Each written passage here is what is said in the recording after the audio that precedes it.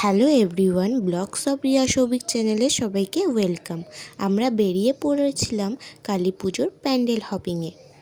রাস্তা পুরো আলো উৎসবে ভরে উঠেছে, প্রত্যেকটা প্যান্ডেল আলাদাভাবে সুন্দর।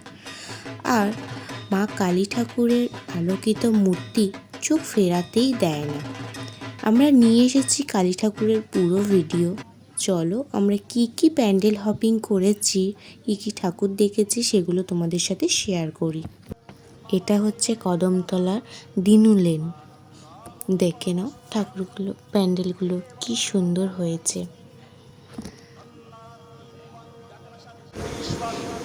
এগুলো রাস্তার মধ্যে যে লাইটগুলো দিয়েছিল সেগুলিরই একটা ভিডিও।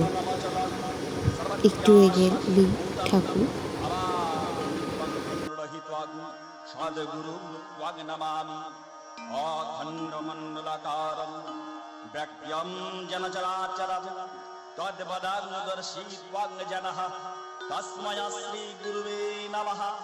অজ্ঞানতিমিরান্ধস্য জ্ঞানাঞ্জনশলাকয়া চক্ষু উন্মীলিतं জনঃ তস্मै শ্রী গুরুবে নমঃ।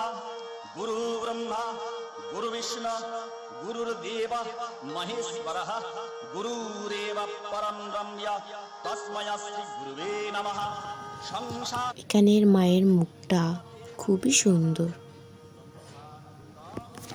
এটা হচ্ছে নকশের সামনে। তোমরা যারা হাওড়ায় কদমতলার দিকে থাকো তারা নিশ্চয়ই জানবে। তো এটা একটা অন্ধকার ঘরের মধ্যে করেছিল, কিন্তু খুবই সুন্দর হয়েছে। তোমরা দেখে নাও। আমরা এখন অন্ধকারের ভেতর দিয়ে ঢুকছি।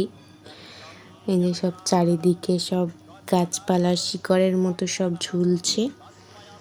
আর এই যে ভোলানাথ,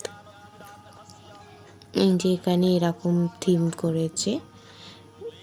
মা এগুলো সব বসে আছে ডাকিনী যোগিনী। এই যে আমাদের মায়ের মূর্তি, কি সুন্দর লাগছে। যে আমাদের কদমতলার নালন্দা সংস্কৃতির ঠাকুর। তো এখানেও একটা ভূতের থিম করেছিল, খুবই ভয়ানক, কি বলবো, কিন্তু থিমটা খুবই সুন্দর লাগছিল। আমরা যেহেতু কালী পুজোর আগে গিয়েছিলাম, সেই জন্য অতটা ভালো করে হয়নি, তখনও ভালো করে রেডি হয়নি। এই যে অন্ধকারের ভিতর দিয়ে যাচ্ছি, এই যে একটা ঠ্যাং ঝুলছে, এই যে একটা কঙ্কাল নাচ করছে। তো আর একটা এই যে ওপর থেকে বারবার খালি নেমে আসছে। এটাও খুব ভালো লেগেছে।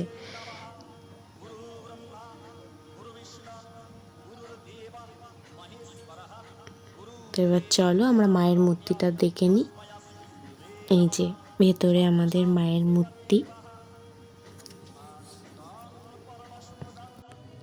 এই ছিল আমাদের কালী পুজোর রাতের কিছু সুন্দর মোমেন্ট, আলো, আনন্দ আর মায়ের আশীর্বাদে ভরা।